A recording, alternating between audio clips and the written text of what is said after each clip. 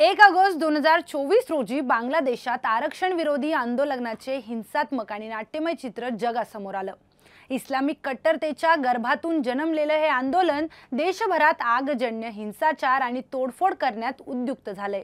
शेख हसीना यांनी पंतप्रधान पदाचा राजीनामा दिला आणि ढाका सोडला।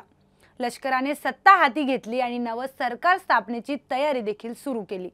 प्रदर्शनकर्त्यांनी त्यांच्या निवासस्थानी तोडफोड केली। अराजकतेच्या परिस्थितीत बांगलादेशातील सुमारे 12 मिलियन हिंदूंची सुरक्षा चिंताजनक बनली आहे। भारताने सजगतेने सीमारेषेवर चौकशी वाढवली आहे आणि दिल्लीतील बांगलादेश उच्चायोगाच्या बाहेर पोलिसांची तैनाती देखील केली आहे। सध्या सैन्याच्या हाती सत्ता आहे। येणारा काळच दर्शवेल की देशाची स्थिती कशी राहील। या सगळ्यात एक नाव समोर येते, ते म्हणजे जमाते इस्लामी संघटनेचं। काय आहे या जमाते इस्लामी संघटनेचा विषय?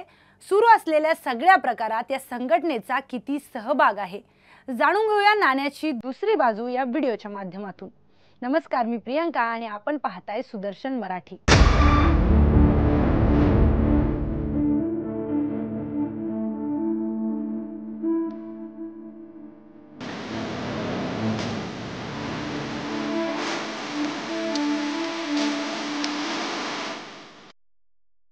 जमाते इस्लामीची स्थापना 1941 साली अविभाजित भारतात सय्यद अबुल अला मौदुदी यांनी केली। या संघटनेचा उद्देश एक इस्लामी राज्य स्थापन करणे होता, ज्यात संपूर्ण जगाला इस्लामिक शासित करण्याचा मनसुबा होता। स्वतंत्र बांगलादेशाच्या स्थापनेनंतर या संघटनेचा घडवलेला इतिहास पाकिस्तानच्या सैन्याशी सहकार्य करण्यापासून ते 1971च्या मुक्ती संग्रामात बांगलादेशातील हिंदूंवर अत्याचार करण्यापर्यंत पसरला आहे। जमाते इस्लामीच्या हिंसाचाराचा मुख्य लक्ष हिंदू समुदाय राहिलाय। या संघटनेच्या कार्यकर्त्यांनी बांगलादेशातील अनेक हिंदूंच्या घरावर आणि व्यवसायांवर हल्ले केले आहेत। 2013 ते 2022 या कालावधीत बांगलादेशातील हिंदूंच्या विरोधात 3600हून अधिक हल्ल्यांची नोंद आहे, ज्यात जमाते इस्लामीची प्रमुख भूमिका होती। मानवाधिकार संस्था ॲम्नेस्टी इंटरनॅशनलने या हिंसाचाराचा तपास केलाय आणि त्यात जमाते इस्लामी आणि त्याच्या विद्यार्थी संघटनांची हिंसात्मक क्रिया उघडकीस आली आहे।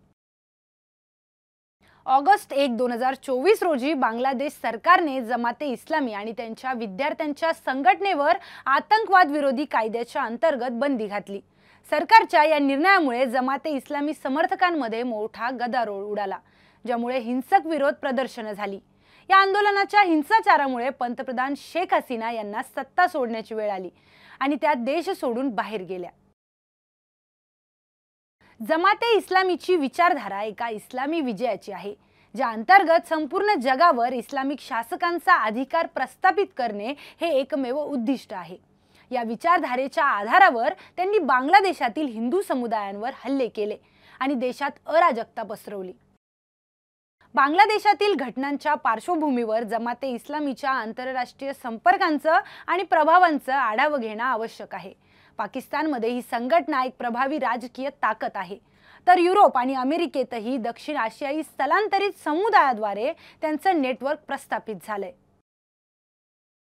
बंदीच्या निर्णयानंतर बांगलादेशाच्या सुरक्षा यंत्रणांनी जमाते इस्लामी आणि त्यांच्या संबंधित संघटनांवर कडक कारवाई सुरू केली आहे। त्यांची कार्यालये आणि प्रकाशनगृहांवर देखील छापे टाकले जात आहेत। परंतु संघटनेच्या कार्यकर्त्यांनी अजूनही विविध क्षेत्रात आंदोलन करण्याचा प्रयत्न सुरूच ठेवलाय। शेख हसीना सरकारच्या कारवाईनंतर या संघटनेच्या लढण्यासाठी बांगलादेशला अजूनही अनेक आव्हानांना सामोरे जावं लागणार आहे।